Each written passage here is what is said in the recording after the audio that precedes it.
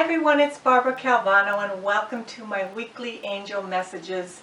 This video is for the week of March 21st through the 27th of 2016. And as we approach the end of March, I'm just here to provide you with any guidance that can support you during your week. This week I was guided to use the Angel Tarot cards by Doreen Virtue and Radley Valentine. And as I do each week before I start, I ask the angels to just provide a shield around me so that I don't attract any lower energies. Nothing to be afraid of, but just so that I can have the containment of my white light and well-being. And here we go. Some of my cards are up. Here we go. And then I also always ask Archangel Haniel to be with me, to help me connect with my intuition and to provide the truest guidance that I can offer. This is a larger deck of cards than the usual 44 cards here. So here we go. For the beginning of the week we have this card here. And how do I know? It is through practice that you just can sense when you're supposed to stop. Different readers have different techniques of where they and how they choose the cards. But most often it's the same thing. There's a knowingness when to stop and when to choose. And this ability, even as you start giving yourself readings for yourself and others, you start seeing how this muscle of knowingness transfers to other areas of your life and how you do things. It is very right-brained. It is in the area of no non-thinking. It's totally intuitive, and it's very, very helpful and deeply satisfying to be able to be connected to your intuition on a daily basis. All right, so for the beginning of the week we have the message Knight of Earth, and the message is time to buckle down and act and get things done. Honor your commitments, the guardian angel. So here we have the Knight of Earth giving us the message that indeed it is time to go ahead, get into those actions that you've thought about since January through February. We're going into the end of March, and go ahead and get those things done. It can be scheduling that meeting with someone, finishing that book, finishing that online course that you bought in the last 2 months, cleaning up the details and just moving ahead. Honor your commitments. So whatever you're committed to, when you bring honor and when you honor your word in those areas of a commitment for better health, having great relationships, having a better spiritual connection, having a better business. When you honor your word, when you say that you're going to do something and you do what you say, you really start seeing the results and you're more fulfilled and life goes well, versus procrastinating and continuing to put things off and continuing to judge yourself harshly for not getting those things done. So here we're at the wind, with the energy of March. Go ahead and do those things that you've been committed to. You have your guardian angel also with you. Each of us has at least 2 guardian angels, and we rarely enough call upon them. They're literally on either side of our shoulders, and they're with us. So they are inherently, they're guiding you through your life. You may feel it already, or you may not yet, but know that they're watching over you. You can call upon them to assist you while you're trying to get these things done, and they're literally helping you to make things easier. The next card for the middle of the week is Queen of Fire, and here it's really great. It's to stretch your wings and fly. Don't underestimate yourself. Assert your independence and creativity. So this is really pivotal and excellent to come after the very first card. You know, we're honoring our commitments, we're buckling down and getting into action, and here we're even being pushed more to stretch our wings and fly. Don't underestimate yourself. You are ready. You are prepared. You have studied enough. You know, there are people who think, I just need that one more certification, or I need that one more degree, or if only I had just had that one more, you know, whatever. We're being told just to stretch our wings and fly. You know, assert your independence and creativity. What we're getting here is that you are so ready. All you need to do is to assert yourself. You have the creativity. It's a matter of trusting yourself. You know, that's the number one thing. A person to trust themselves. After they've studied, after they've graduated, after they receive their certifications, then what? When you work with the angels, you're able to get in touch with those subtle energies. And energies, if some of you don't know, they're like feelings. You actually can sense.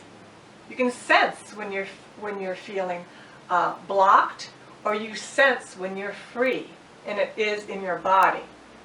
And this is what we use to connect to Earth and to this spirit world. So stretch your wings and fly. Go ahead and get into action. Do those things that you've been putting off since the beginning of the year, and know that you have the support of the angels with you. Very, very exciting. And then for the end of the week, we have a message, again, a fire card. 5 of fire. 5 is the number of change. And it says competing goals, bothersome details, conflict with others. Now, we're into action. We're allowing the support of our angels to help us. And then we have competing goals. What we want to do is take a look at the goals that we have in our life. There may be some goals that are, I call secondary or even tertiary, on the 3rd level. You want to take a look at your goals. If you were to look at everything that you're doing in your life, you can label it A, B, and C.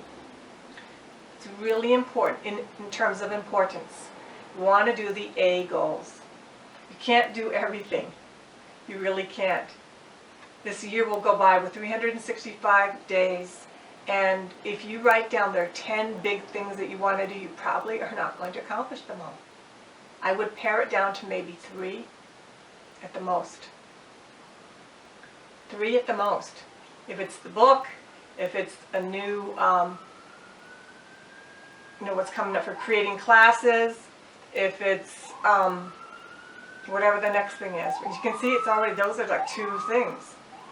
They're a lot bigger than we think, and if you really want to accomplish it, like no kidding, in this year, and not put it off to another year or the next, you want to pare down your goals so you don't have competing goals.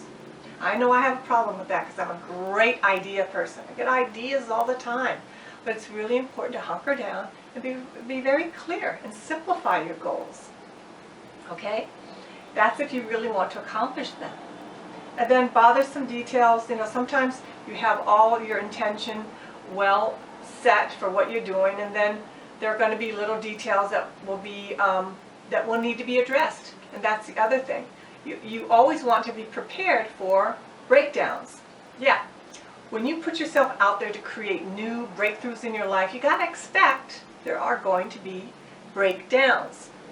And I'm not talking about major catastrophes, but expect that as you expand and want to change things, there are going to be obstacles. It's naturally inherent in growth. Like, you can't have true growth without some friction. That pearl didn't become from a grain of sand. It didn't become a pearl overnight. And it took polishing and changes.